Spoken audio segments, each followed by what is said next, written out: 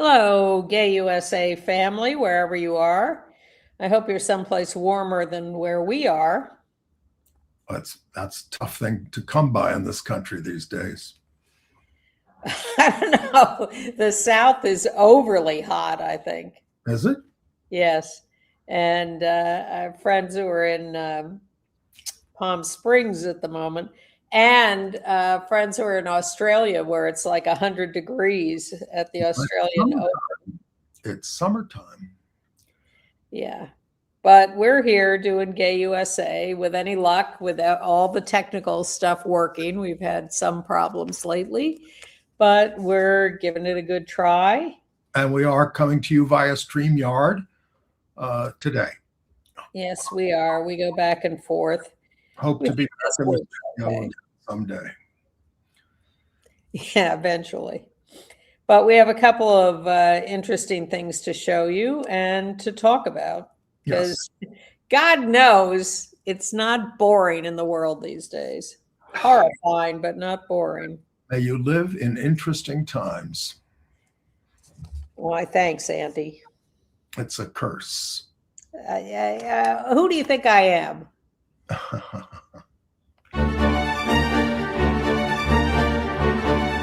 And we have to really escalate the noise we make so that we'll be heard.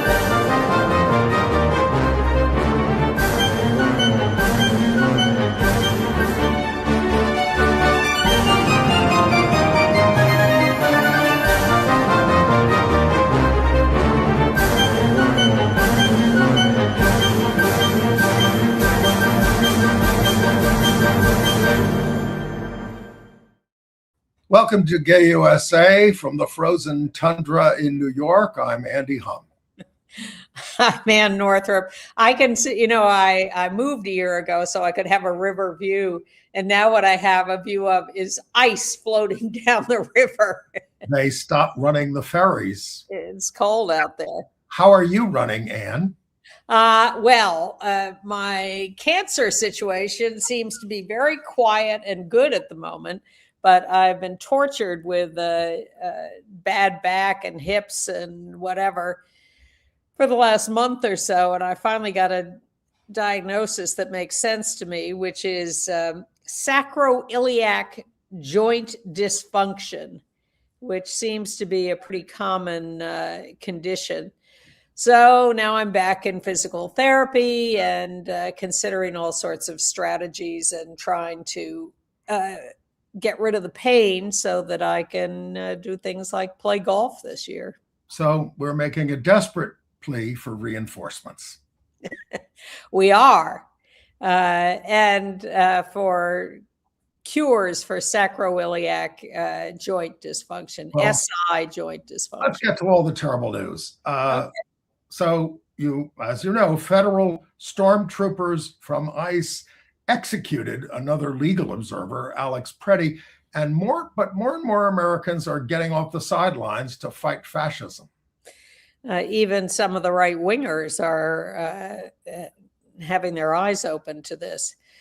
But Trump is flying gay Iranian immigrants back to Iran to face the death penalty. And while all this was going on, Trump put TikTok in the United States in the hands of the same corporation that turned CBS to the far right. Boy, they really... By the way, I read that Barry Weiss wants to get rid of the host of Face the Nation. She wants a male hunk in there. Oh, yeah, absolutely. No, she's not a very good lesbian. No, she isn't. Well, she's a right-wing lesbian. And what other excuse is there for Tony DeCopel than hunkdom? Meanwhile, Philadelphia is suing to restore an exhibit about presidential slaveholding that was removed by Trump from Independence National Park because he only wants good news about America. Darren Walker, who was the longtime out gay head of the Ford Foundation, has gone Hollywood. Utterly predictable. An airport named for a gay icon, you may remember that, is named the world's most beautiful. Tucson Pride has folded. A shame. We have a report on lesbian athletes headed to the Winter Olympics in Milan, just a few of the dozens that are going to be there. And the heated rivalry news just keeps coming, including an endorsement from New York's mayor. This is the one that's really cute. Trump is expanding the global gag rule to cut off more humanitarian aid to nations that treat LGBT people with decency. As if we haven't done enough damage. So you all know about Alex Pretty's execution by ICE. That has been the story of the week. Yeah. We want to alert you. Of course, there are demonstrations across the country, but in New York on Thursday, January 29th, from 5 to 6 p.m. at the VA hospital, essentially at 423 East 23rd Street, there will be a vigil of VA nurses, federal workers, in remembrance of him and all the victims of ICE. It's endorsed by a huge number of organizations, and we will be there. Yes, if my sacroiliac allows. But yeah, it's really interesting how this story has taken off and really had an impact, because you see him being executed with 10 shots, 11 shots, just killed close range. I heard one of the commentators say, in war, this would have been a war crime. The way they absolutely, it's My Lai all over again. It's right. So the tide is sort of turning. First of all, let's show what again the brave people in Minneapolis who had a strike this past week. Look at that. The whole town shut down. I mean, everybody's out in the street saying no to this. And these are the Minnesota nice people who Trump has been going after. So the tide is sort of turning. I don't think Trump has changed at all, unless he gets rid of Kristi Noem and Stephen. Well, and Kash Patel. He is being somewhat impacted. I'm in touch with a couple of people in Minneapolis who I've worked with for years, and they're just devastated by this, and talk about how angry they are and how upsetting all of this is. And I think that's occupation. But yeah.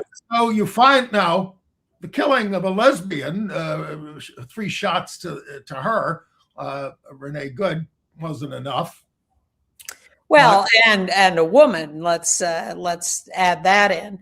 But I think the multiplier factor of the second killing, and you can see her being killed, but it's not quite as up close as Alex just lying there on the ground with 5 or 6 guys around him. They couldn't arrest him on their own. They couldn't grab him.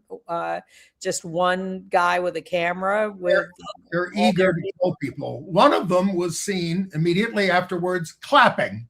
One of the ICE guys was clapping afterwards. Well, and one of them was confronted. One of them was confronted, and his reaction was, "Oh, boo-hoo." That's what he said. Boo-hoo. That's their attitude, and they must be stopped. So this has prompted, finally, statements of reproach from Presidents Clinton and Obama, finally gotten Chuck Schumer, the Democratic leader in the Senate, to say, we're not going to go along with the ICE funding in the bill. Will shut down the government. Now he folds every time. Maybe. But so there's that. But I mean, there were all these Democrats who voted for this funding bill when it was in the House before Pretty was executed. Well, Tom Suozzi has apologized for his saying they're sorry, but Hakeem Jeffries did not keep his people in line. He let 6 Democrats vote for this bill, and that was the plan. We don't want to be seen as stopping it. So Rose DeLauro, the Connecticut Democrat member of the House, was cheering the passage of the bill. And the deal she had made with the Republicans to have just 6 Democrats vote against it. John Fetterman in the Senate is talking about how he's happily going to vote for the bill. He's not interested in preventing more ICE funding. He says it's too late for that anyway. They've got all the money they need, and there's lots of other stuff in the bill that needs to be passed, so I don't care about that. Well, but even Melania, star of an upcoming documentary, has finally spoken up about the chaos that her husband has created. I'm against violence, she said, so please, if you protest in peace. We need to unify in these times. There was absolutely nothing about what her husband needs to do in order to stop this. And we do need to unify to stop the violent fascism that's underway. Well, the fear and condescension of those saying, the Trump crowd saying, demonstrate peacefully. And Trump is backing down by replacing Bovino with Homan and sending Homan in to talk to the governor and the mayor. And Homan! Come on. Trump talking to the governor and mayor and reporting that he'd had great conversations with them after all the things he's said about them. He hasn't reduced any of his violence. The ICE operation in Minneapolis has not changed. I understand, but I think there's going to be some modification. I think they will send some people out of there, only to go into other places. And ICE guys tried to break into the Ecuador consulate in Minneapolis. God knows why. But yes, it's all still terrible. It's all still happening, and they're all still going to various cities, and we'll go to more. But they're a little on their heels with their rhetoric at the moment. All the former heads of ICE, including Republicans, are speaking out. We haven't heard from George W. Bush yet, but we told you about how Don Lemon was let out. He covered this protest inside a church, and Pam Bondi wants to string him up, but he is being stopped by Patrick Schlitz, a federal judge who's the chief judge in Minnesota. He's the one taking ICE to task. Now listen to about this guy.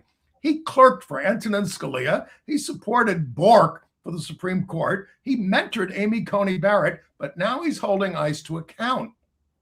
And he blasted the Justice Department over all this. And he's hauling in Todd Lyons, who's the head of ICE, to grill him about this rampant violation of court orders.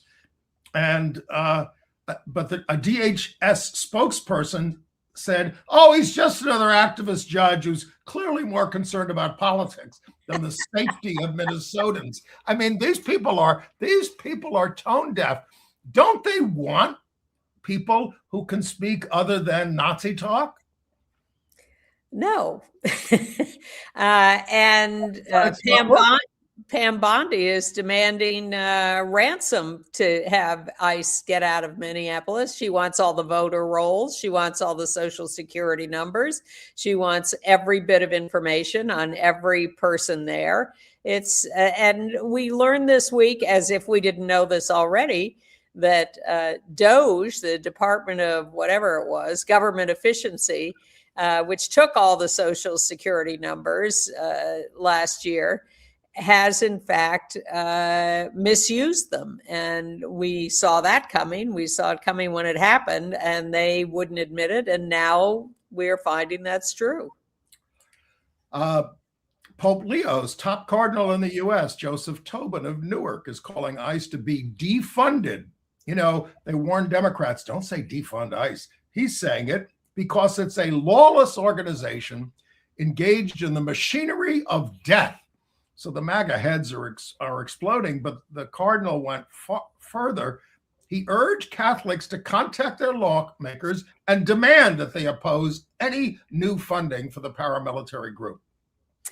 And they're still in court arguing about whether any of these raids are legal. And it's possible that we will get decisions shortly from judges saying that everything ICE is doing is unconstitutional. That would be helpful. And by the way, the Hetrick Martin Institute, where Ann and I used to work in the education department, it provides social services to LGBTQ youth. They have outlined procedures, as most social service organizations are doing, for keeping ICE from their premises without a warrant signed by a judge. And you can go to hmi.org and read about it, but we'll include that in our email. Your organization ought to have a similar policy. And you showed the picture of the demonstrators in Minneapolis, very inspiring, very encouraging, and people are beginning to talk more and more about the need for people in the streets reaching critical mass and how that is affecting Trump and his people. And we are pushing back. And it just reminds me once again to recommend the PBS documentary, The Movement and the Madman, from the American Experience series about Vietnam and the anti-war protests that grew and grew and grew. And this is particularly about 1969 and how eventually it forced the end to the Vietnam War. And if you have access to PBS video, the Movement and the Madman is great instruction for these mass demonstrations, peaceful demonstrations in the streets. This calls for expanding that to a national strike. I mean, Minnesota had a statewide strike. Yep. The U.S. delegation to the Milan Winter Olympics will be bringing in their stormtroopers with them for protection, and the Italians are outraged. They're bringing in ICE to protect them. I mean, this is I mean, so Milan is saying, no, you can't, bringing them to Milan, a militia, the mayor said there, which distinguished itself, and this is not my opinion, he said, with criminal acts, which kills, which enters into the homes of American citizens without authorization. I don't think that's a good idea. Well, I'll say a couple of things. First, they were in Paris 2 years ago for the Summer Olympics with the U.S. Team. This is a separate division of ICE, but ICE has so disgraced itself around the U.S. that people are not making that distinction. There's also talk in Europe and around the world of countries boycotting the World Cup games in the U.S., not coming here because of all this violence and horror.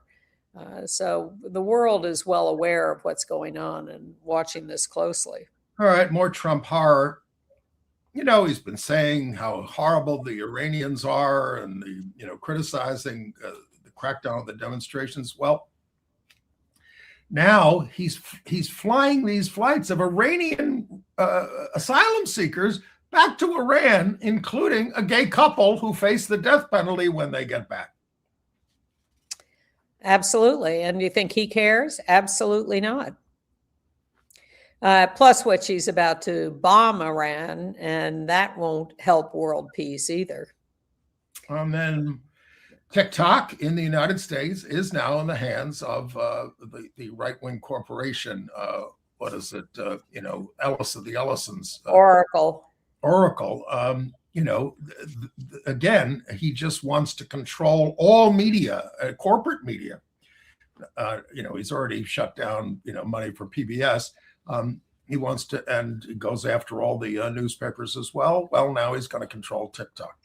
Well, they passed a law trying to get TikTok out of the hands of the Chinese because they thought that was dangerous because the Chinese would have too much information about U.S. users. So what do? They then turn it over to Larry Ellison and other U.S. corporations.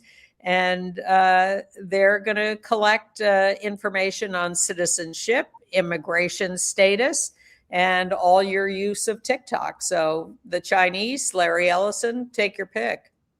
TikTok, it used to be fun.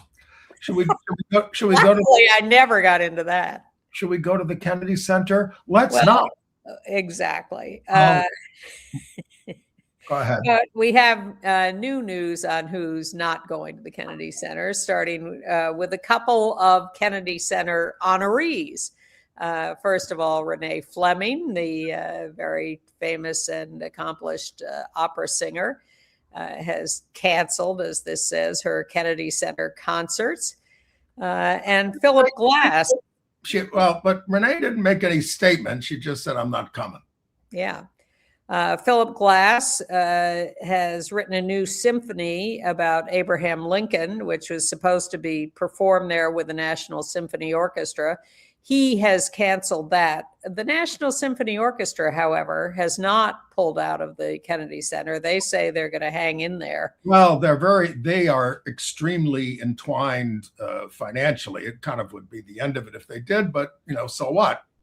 But I went online after Philip Glass announced that you can't do my Lincoln piece or premiere. 80% of the seats were still available at that moment, so they're not selling these tickets. No, they're not. There is. Tell us about the historical echo of this. What are you talking about? Pulling out Kennedy Center. Oh, okay. Well, all right. Sure. I was looking through some old gay cable network footage, looking for something else. But then there was a story that was done by Olivia Negron and George Trahanis on the gay cable network's Pride and Progress, which was the predecessor of Gay USA. And they 40 years ago, 1986. That they reported on a problem with the Kennedy Center. And we're enchanted to have you with us once again for another edition of Pride and Progress. And in our first story tonight, I'm sorry to say, we're feeling the first of, I'm sure, many repercussions concerning the Georgia sodomy law decision, this time in the world of theater. Olivia? Yes, this is a particularly painful theater story. On July 15th, the Kennedy Center in Washington and the producers of The Normal Heart, the play about AIDS, written by Larry Kramer, announced that they had canceled plans for the play to be performed in Washington, presumably as a result of the recent Supreme Court ruling upholding sodomy laws. According to Mr. Kramer, Roger Stevens, head of the Kennedy Center, had made a verbal agreement with producers Michael Frazier and Randy Johnson to produce the play at the center this fall on June 30, the day of the High Court's ruling. However, Frazier received a call from Stevens calling the production off. Stevens said he did not feel that the Board of Trustees of the center would approve the play's production in light of the High Court's ruling. Mr. Johnson, who produced the play in Los Angeles, claimed the decision to be a combination of the Supreme Court ruling, Reaganomics, and homophobia. George? Thank you, Olivia. Johnson also blamed the conservatism in the nation's capital for the decision. I think they're scared of the subject, he said. They're afraid to let people see what the government is doing to suppress gay rights and the AIDS issue. Alan Wasser, general manager of the Kennedy Center, alleged that it was very unlikely the Supreme Court ruling had any effect on the decision.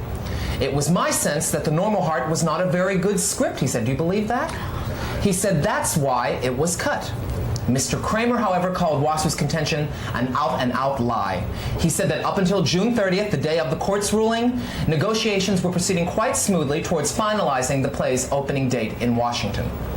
Calling his play the first victim of the Supreme Court ruling, Kramer said that he especially wanted the play produced in the nation's capital because Washington is the place where you can get the political ear. And we will keep you posted on this. I'm hoping the ruling is going to change. It's ridiculous. Censorship in the theater is a thing that cannot be tolerated in free society. Exactly. But we're glad that we're all out there fighting back.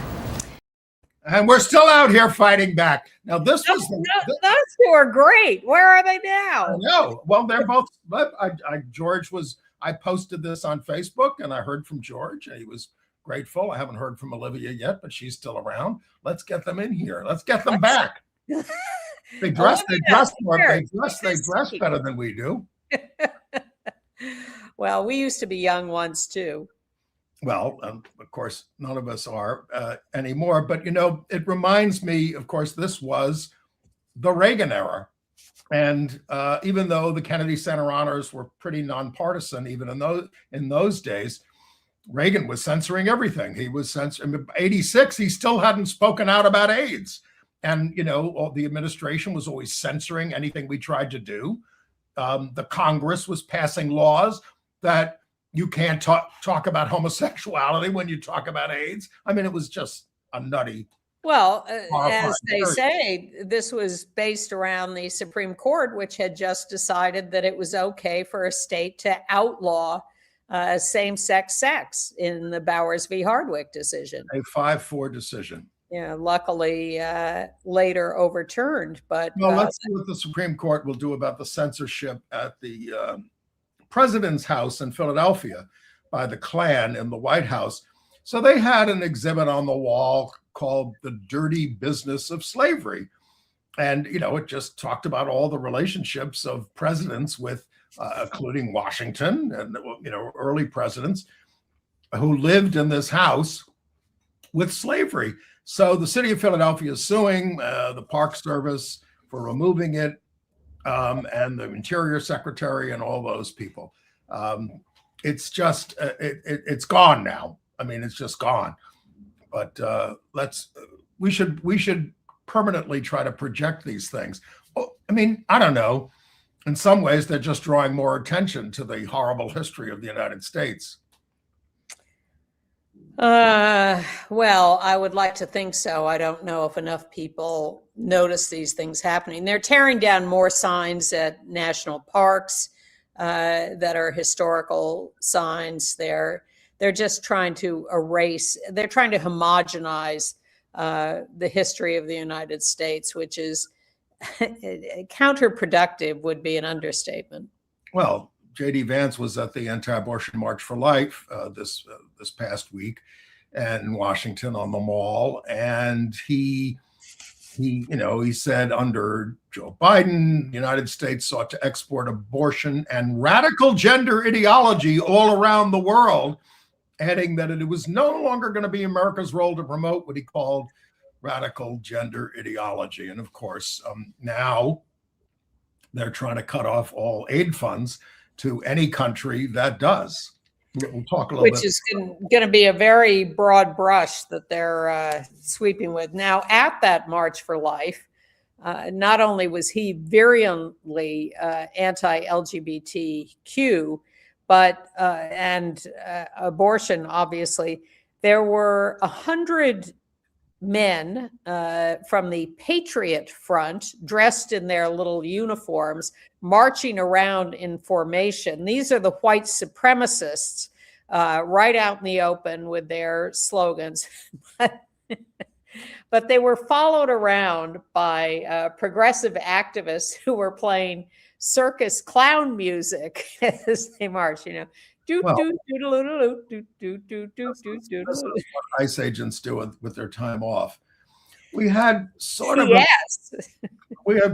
a victory for parents of trans kids in LA. They sued to prevent the feds from obtaining private sensitive information, and they won their case against the DOJ's subpoena against Children's Hospital, but Children's Hospital is not providing the services anymore. Well, meanwhile, the EEOC is rescinding its guidance on complying with the Bostock decision. They can't overturn the Bostock decision on their own. It is still law from the Supreme Court that there is such a thing as employment discrimination against trans people. But the EEOC had published guidance on how to follow that decision. Now they've rescinded that so that everyone will be confused and not know how to implement that in their own cases. And HHS wants to rescind gender dysphoria from the list of disabilities in their areas of control.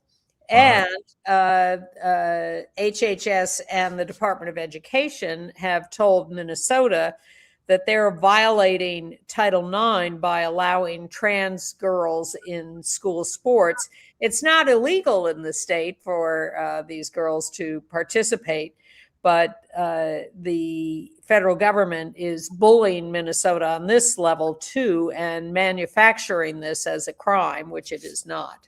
Well, when the Americans with Disabilities Act was passed under President George Bush Sr., Senator Jesse Helms wrote into the bill that homosexuality is not a disability. Oh, I thought that's good. Thank you. We agree. We just didn't want us to be protected. I understand. And there have been debates for years about whether gender dysphoria should be included as a disability, but not in this conversation. All right. So a little local news. It's national too. We told you that the anti-gun activist, young Cameron Kasky, 25 years old, who had was involved in the race for Congress from our district here in the 12th in New York, he is dropping out of the race. He's going to go work with Ro Khanna on issues around Gaza. Yes, he's the one who talked about the race for Congress in Nadler's district being a twink off. Quirked up white boys who have twinkish qualities about them. And she probably should have gotten out a long time ago, but Eleanor Holmes Norton, what a hero she was, retiring finally from Congress at 88. That's well, she was really pushing it, hanging in there. She was, but I remember from 50 years ago when she was a fierce fighter for civil rights, and she used to be the chair of the Human Rights Commission in New York City. She did a lot of things, and she really stood out as a leader and a fighter many years ago, and her time has more than come, but she deserves a lot of credit for what she's done. All right, here's what's the world's most beautiful airport? There's a group called Prix Versailles. It's an international architecture and design award, and they picked San Francisco International Airport's Harvey Milk Terminal 1. They said Harvey Milk Terminal 1, or the airport director said, it was designed to establish a new benchmark for an extraordinary airport experience, but it's being the first airport terminal in the world named for an LGBTQ leader only enhances the significance of this recognition.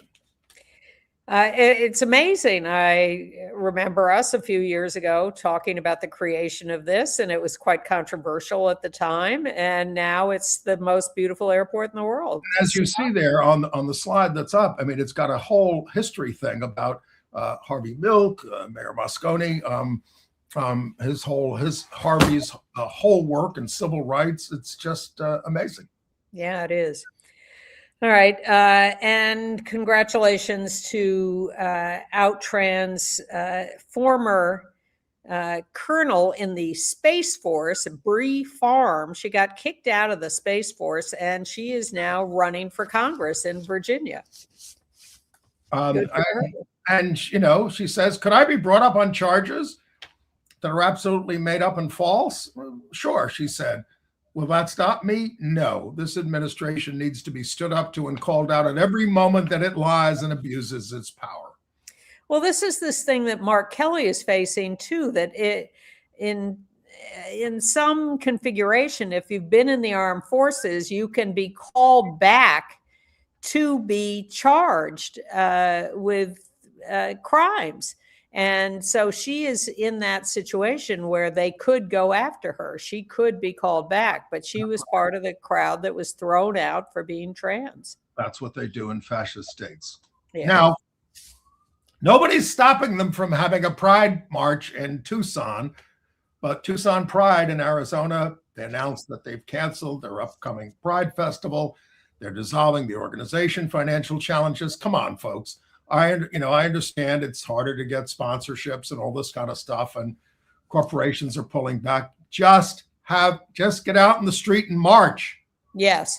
And there's talk about creating a new organization, but I agree. You don't need a big organization. You just need people. Look what happened in Minnesota. You can have people go out in the street spontaneously. Look, when it started in New York and in Chicago, I'm always reminded, had the first Pride March like a day or two before New York. San Francisco, Los Angeles, it was local people just organized. We were all volunteers. I mean, I didn't do the first one, but even when I joined in 75, it was still an all volunteer organization. Right. And what are you out there for anyway? Are you out there for a party, or are you out there for political advocacy? I would suggest the latter is more productive. Especially in these times. Yeah. Florida, 2 bills advanced out of committee that would give the state attorney general more power to investigate and press felony charges against healthcare professionals who provide gender-affirming care in the state. These bills are advancing. They stopped a lot of bad bills in Florida last year. Yeah. But one of them would make it a felony for doctors, school counselors, psychologists to advise minors on gender-affirming care, aid or abet them in any way. It's just, whoa, big financial penalties, like $100,000. Yep. And in Utah, there was a big LGBTQ rally at the Capitol in Salt Lake to protest anti-trans bills that are under consideration there. Basically, erasure of trans people with this, only male and female nonsense. And one of the bills is trans employees of the state cannot interact with children in state healthcare settings. You can't hire a trans person to work in a daycare center or a hospital or a clinic or whatever. That's insane. It is insane. They're also proposing to, in Salt Lake, they tend to have street namings after famous civil rights people. And one of them is Harvey Milk Boulevard. So there's a proposal to change Harvey Milk Boulevard to Charlie Kirk Boulevard. Ugh. Bad. That's a state bill? Yes. Salt Lake City would never do that. No, it has to be a state bill. An anti-LGBTQ extremist, Darren Smith, Trump is still pushing him as the interim attorney general, U.S. attorney for Wyoming. I mean, this was proposed back in August. Excuse me. But he's an insurrectionist. He's got a horrible record he calls homosexuality harmful. He opposed marriage equality. He still supports the Family Researchers Council's positions on LGBTQ people. It's unbelievable. Yeah. And the U.S., as advertised and planned, has formally pulled out of the World Health Organization. Oh, it's just, we'll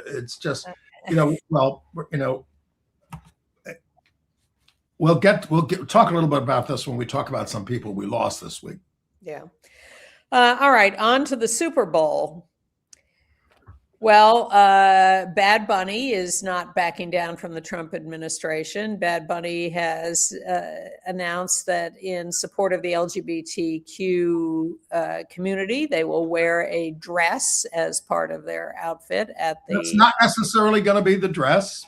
No, but it won't be the first time they've worn a dress. So there's that picture. Well, we have another picture of Bad Bunny at the Met Gala. Yeah, lovely. I like that outfit. But one person not at the Super Bowl watching this will be Donald Trump, who has announced that he will not go to the Super Bowl because it's too far away. In California. Why did we capitalize it and say because it was too woke? I mean, Bad Bunny also says that I'm performing in Spanish. Well, he could say any of these things. And ICE, as we've told you, will be at the Super Bowl. But Trump, who doesn't like to give up on these things, says, but they like me. I would get great hands at the Super Bowl if I went, in spite of the fact he needs better hands, doesn't he, these days? Well, he's been booed at the football games he's shown up at in the last year or two. And he, of course, continues to say Bad Bunny and Green Day are a terrible choice for performers. And, he's forbidding any football other than the Army-Navy game on the day they do that. Nothing around that, nothing to cover that up. We must preserve the Army-Navy game. Now, Ann, what's this about lesbians going to the Olympics? Yeah, stop the presses. Many, many lesbians at the Olympics, always have been, always will be. But we just want to bring you up to date on a couple of them that have been featured in press for the upcoming Olympics. Where did I just put that? Oh. Well, there was a very nice feature on playing off the heated rivalry stuff on a lesbian couple who are skaters. Hillary Knight on the left is a member of the U.S. hockey team, very successful. And on the right is speed skater Brittany Bowe. They met at the 2022 Olympics 4 years ago and are a very happy couple and have big smiles on their faces, and we're happy for them. And then Amber Glenn, the figure skater, won the U.S. Nationals this year. She came out a few years ago as bisexual, pansexual, whatever. And we should say she was the first U.S. woman to medal in singles at an Olympics since 2006. She is one of the favorites at the Olympics this year. So keep your eyes open for the lesbians at the Olympics and watch out for ICE too. Amber said coming out was something that did set me free. I was able to feel like I wasn't being pressured into trying to fill someone else's shoes. Now, she worried when she came out about judges because it's all very subjective and very prejudice. Are they going to get me? She said she did not experience that. She did not experience a loss of sponsorship. And she said she was really lucky not to have felt a financial pinch. But she thinks figure skating is unique. In what way? Well, in the sense that there's less anti-LGBTQ prejudice, she thinks. Well, I once... Well, most, I shouldn't make generalizations. There are a lot of gay men who are figure skaters, some of whom have come out, some of whom have not. So it's not entirely clear. But there are, I have to say, this whole heated rivalry thing, which we're about to get to in a second, but one more before that. There is a geometric progression, I think, in people coming out in sports. And I think that's very healthy, and we'll continue to see more and more of that. And one of them is this Australian retired basketball player, AJ Ogilvy, who came out. He's been married for 18 months to his partner. They have been together for 12 years. He's part of an Australian league, and he has been speaking out about being out. Right. All right. So let's go to the heated rivalry news, and it starts with Mayor Mamdani. Hold the tape for a second. We were all awaiting announcements from the mayor and this crisis of the snowfall, the snowstorm, and everything like that. So here's what he said at his press conference. Snow is coming down heavily across our city, and I can think of no better excuse for New Yorkers to stay home, take a long nap, or take advantage of our public library's offer of free access to Heated Rivalry on ebook or audiobook for anyone with a library card. We got some smiles there from the staff. The New York Public Library saw a 500% spike, 500% spike in Heated Rivalry downloads on Sunday after he plugged the books. Yeah. Now these are the books, not the video. That is not available from the library. You have to. Where is it, on Netflix or? Yes, HBO? You can get HBO Max. Okay, thank you. Rivalry. You can get no waiting access to the books up until, I think it's only until like Valentine's Day or something. And then it goes back to, because there was a big waiting list to get this. Yeah. There's a 6-book series, Game Changers, and Heated Rivalry is 2 of the books are about the heated rivalry couple, and more are coming. The author is promising more, but it was just hilarious. And of course, that made huge news all over New York and beyond about the mayor offering library cards and access to the heated rivalry books. And now members of the Montreal Canadiens were asked how would they feel if a gay NHL player came out, and at least some of them who gave, said that, it would go fine. And one of them was Caden Gooley, who had played with one of the out gay players in another, Luke Prokop, in the minor leagues. And he said that there was no problem there, but there are still no out NHL players. Yeah. So the heated rivalry stars, though, are continuing to get a lot of attention from their roles, and they are good. They were at the Olympics carrying the Olympic torch in some of the pre-Olympic torch rallies. That's Connor Story on the left, who plays Ilya, and Hudson Williams, who plays Shane, and they were very well received there. And in the NHL, the Ottawa Senators, because heated rivalry is about these players who are on. It's made by a Canadian company. It's about Canadian teams and the Boston Bruins in the NHL. So the Ottawa Senators team decided to capitalize on this. And so they decided they would try making uniform shirts with the names of the characters from heated rivalry, Rozanov, the Russian, and Hollander, the US player. And they sold them out in about 5 seconds. There's been a huge run. For $325 Canadian a piece. Yes, Now, it's amazingly expensive. And all the profits are going to go to Ottawa Pride Hockey. Now, Ottawa Pride Hockey was grateful. They learned about it like on the news, but they're also saying, the team needs to do better in terms of its embrace of LGBTQ. I should say that the fictional teams, it's not the Boston Bruins. It's a Boston team and a Montreal team and a phony league, but, Whatever.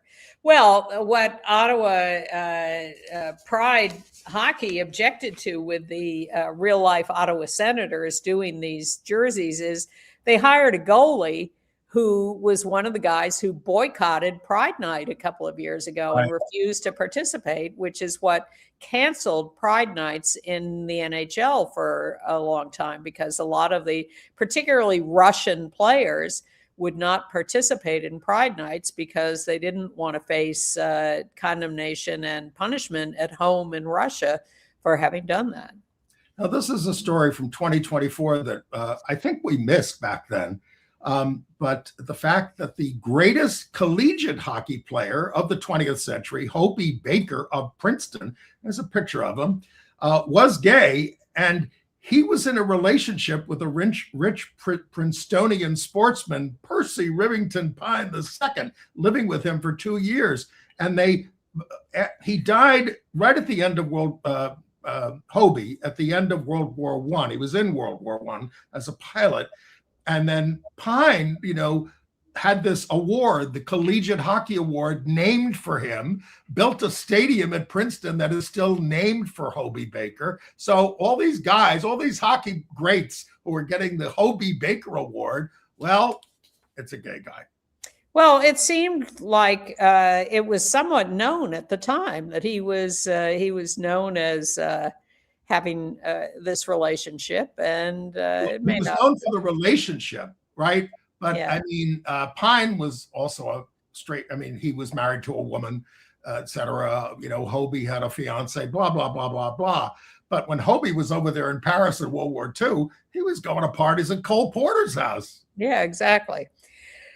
A UK out bisexual hockey player says heated rivalry underplays the actual still existing homophobia in the NHL. And that is probably very true. And in other Olympic sports news, this thing about the ski jumpers and their and altering the uniforms to expand the crotch area to give them more to give them a fraction of an inch in terms of winning the thing. But it turns out, according to our UK activist friend Peter Tatchell, ski jumpers are injecting acid into their peni to enlarge them, which then necessitates the expansion of the crotch area uniform, and then they end up flying farther. Why didn't we put a parental advisory over this report? All right, stop laughing. Let's talk about a couple of people we lost. Carla Jay, the great lesbian activist, let us know about the death of Don Weesey at 59, a well-known activist in the publishing world who published a lot of diverse voices. He took the reins of Allison Books, which was an LGBTQ book publisher. And, he was very dedicated to getting, and he said, look, he was repeatedly asked if the need for LGBTQ focused publishers had been outgrown. He said, straight people, for the most part, do not have a grasp of our lives. And as a gay man, I know what our community cares about. And every book of nonfiction I publish wherein someone who's not out is identified as gay must be vetted by a lawyer, he said. So, he was an insider, only 59 years old. And yes, Carla says he was an important contributor to LGBTQ literature, an ally for women and people of color, edited some Bayard Rustin writings. So a tragic loss at a young age. Yes. Well, young to us, absolutely. Yeah. Philadelphia is remembering Jeff Moran, who got this a lot from Mark Siegel. He was the sort of the first out public official in Philadelphia. It was for a committee man, but that's how they get started. This was 1976. And he also was part of the team behind getting the community center going, a $300,000 grant early on that became the William Way Center. And he was a delegate for Mondale back in '84. And he worked in the office of Wilson Goode, the first Black mayor of Philadelphia. And when Ed Rendell was elected as Philadelphia's mayor, he was hired to be the director of communications for the Department of Health, the first openly gay person to have that job. He's survived by his husband, Richard Bonds, with whom he shared his life for 53 years. Wow. All right, we're running out of time, so okay. Let's move along to international news. Yes, go. Okay. The Northern Ballet in the UK is producing what they're calling a raunchy, audacious ballet of Gentleman Jack, the Anne Lister story. The 19th century landowner. That's supposed to appear sometime this year. Keep your eyes open for that. Willis Chimano is one of Kenya's biggest pop stars, amazingly out. And the news for him, it came out a couple of years ago and still working. But he has a new memoir called Heavy is the Crown, part memoir, part manifesto, all heart. In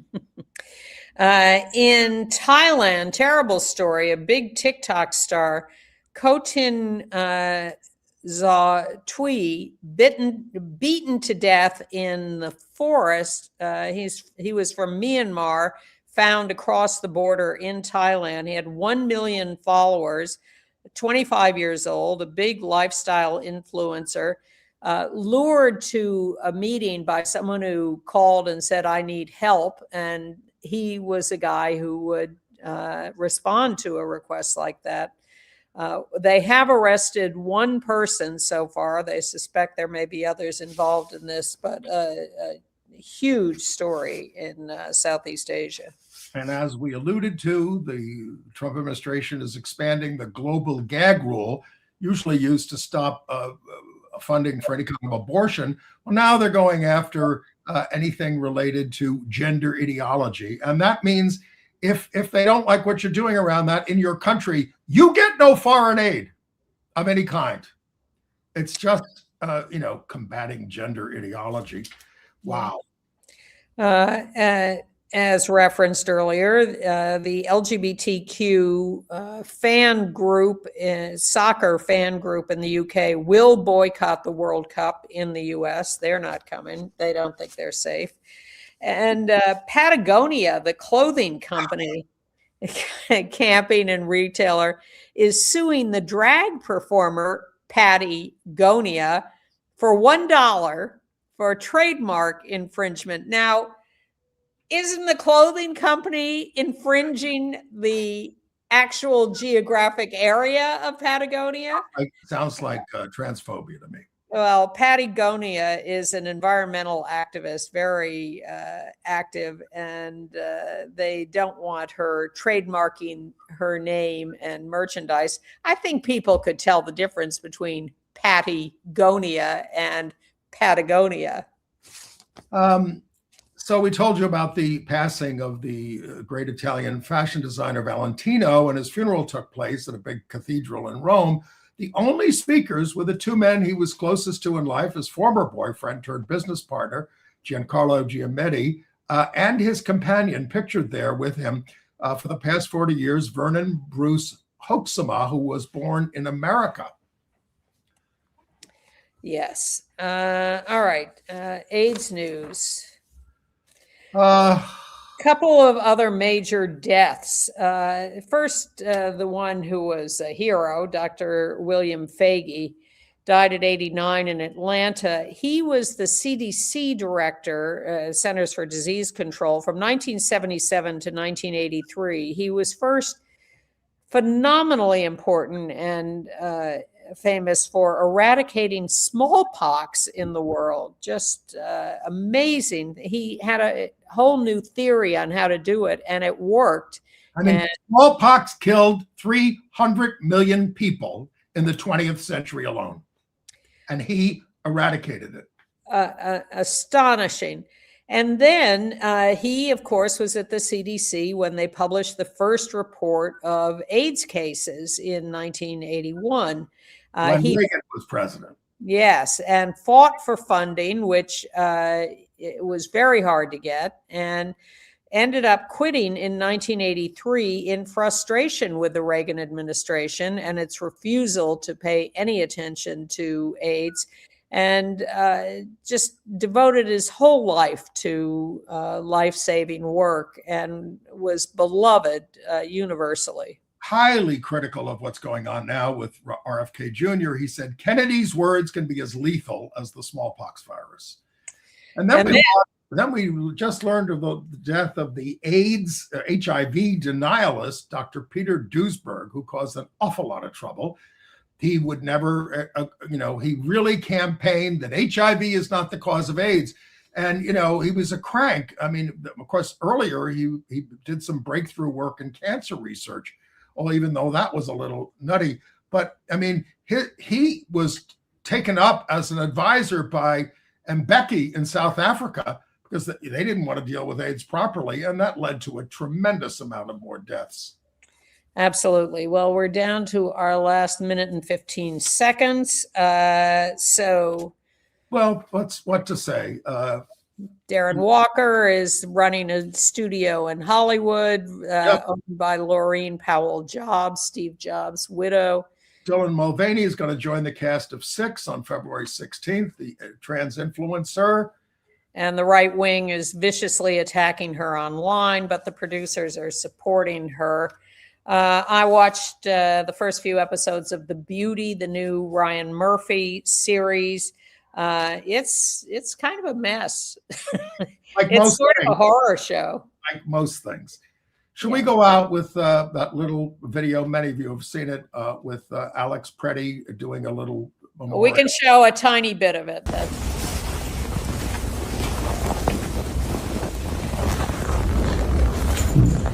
Terrence Lee Randolph, March 30th, 1947, December 10th, 2024.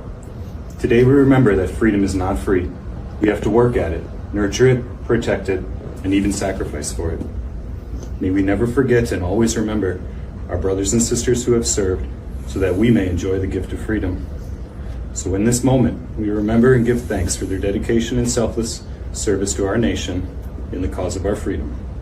In this solemn hour, we render our honor and our gratitude.